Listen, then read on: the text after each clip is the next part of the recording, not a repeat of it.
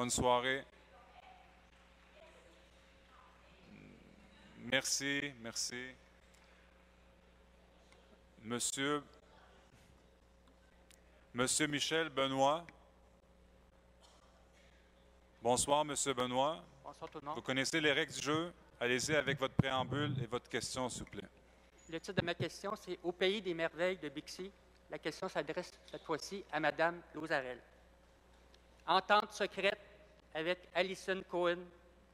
Commission de 1 000 par vélo vendu. Donc, 8 450 000 en 2010. Pour 2010, 11, 12, 13, potentiellement 37 millions. Exclusivité du marché américain. Interdiction d'avoir le mot Bixby dans la raison sociale. Vélo de couleurs différentes. Sans logo et sans le nom de Bixby. Effet de levier pour Mme Cohen. Les millions de stationnements à Montréal. Le projet Guangzhou en Chine et les projets américains avec Institute for Transportation and Development Policy financés par la Fondation Rockefeller.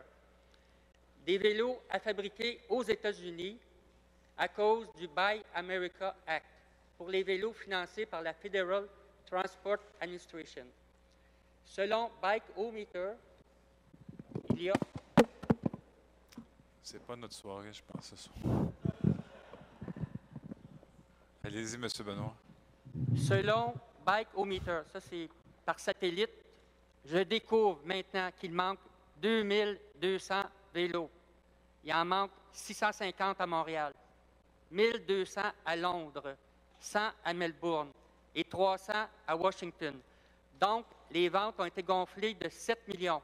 Le profit est gonflé de 1 200 000 juste avec le contrat de Londres.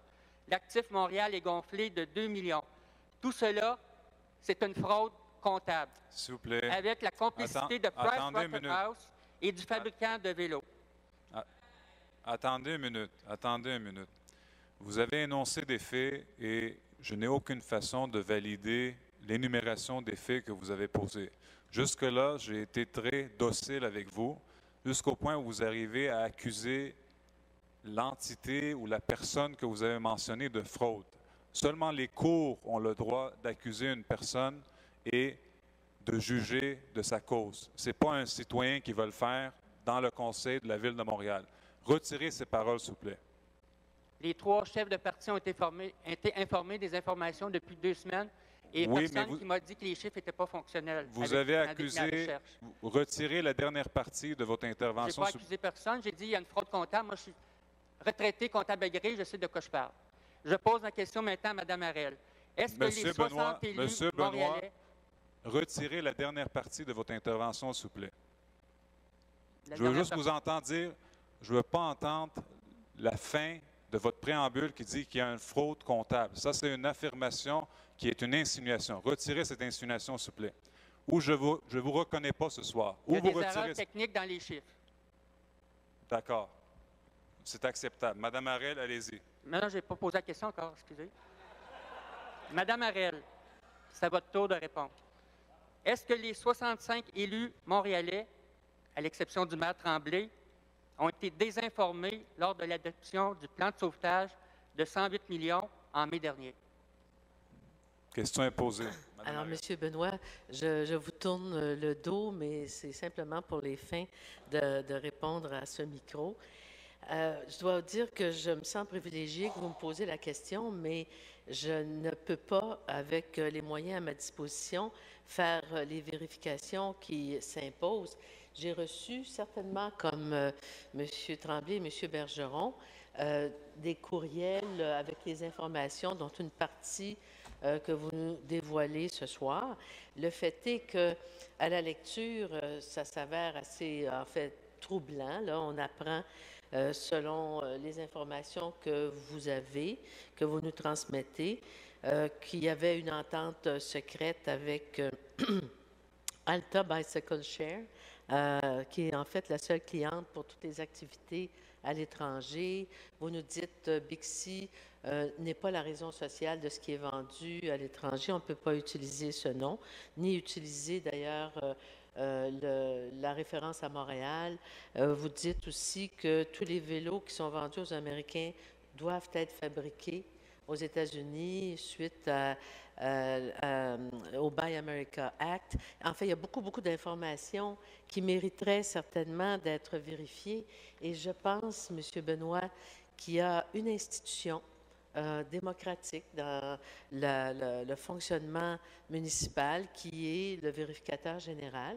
Il a donné une preuve qu'il s'intéressait au dossier dans son rapport de juin dernier et je vous suggère très fortement de lui confier l'examen de ces informations que vous détenez. Merci beaucoup, Mme Harel. Monsieur Benoît, Oui, c'est question? déjà fait.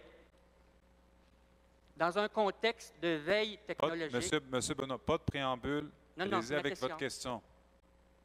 Dans le contexte de veille technologique, d'espionnage industriel, économique et financier, accompagné de d'irrégularités, disons, de vélos manquants et de non-transparence totale, Alice au Pays des Merveilles est-elle devenue un cauchemar pour les Montréalais et les Montréalaises?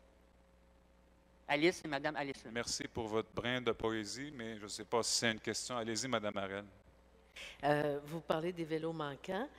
Il y a une personne au cabinet de l'opposition officielle qui a souhaité vérifier les allégations.